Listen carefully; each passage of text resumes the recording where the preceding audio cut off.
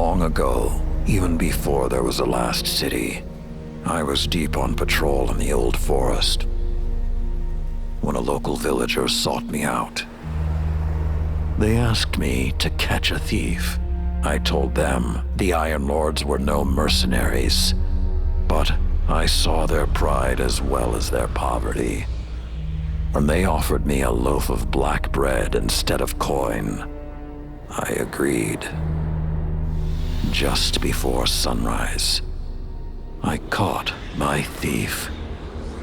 A young girl, stealing what she could carry.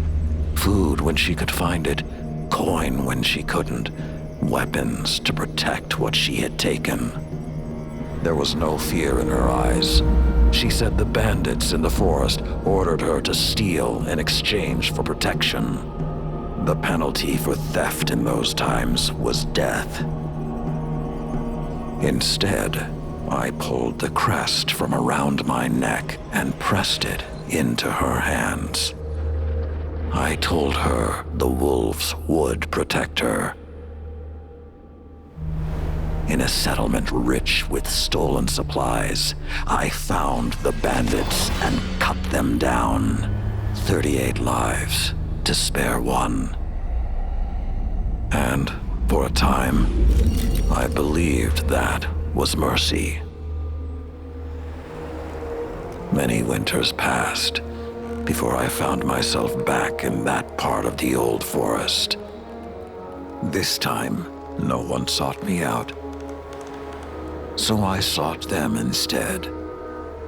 Wind blew through rotted wood and rusted metal where the village once stood, and behind it, graves, then piled stones, then bare mounds of earth, and then a pit.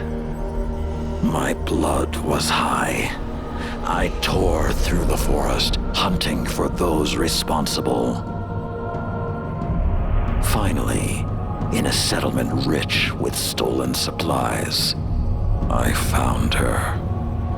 A lightless woman with my crest around her neck. There was no fear in her eyes. She spoke plainly.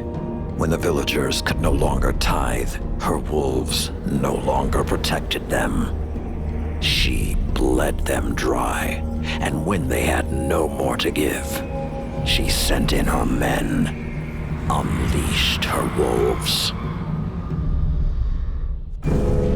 Mercy to an enemy cannot come at the cost of mercy for their victims. The right path isn't always easy to find.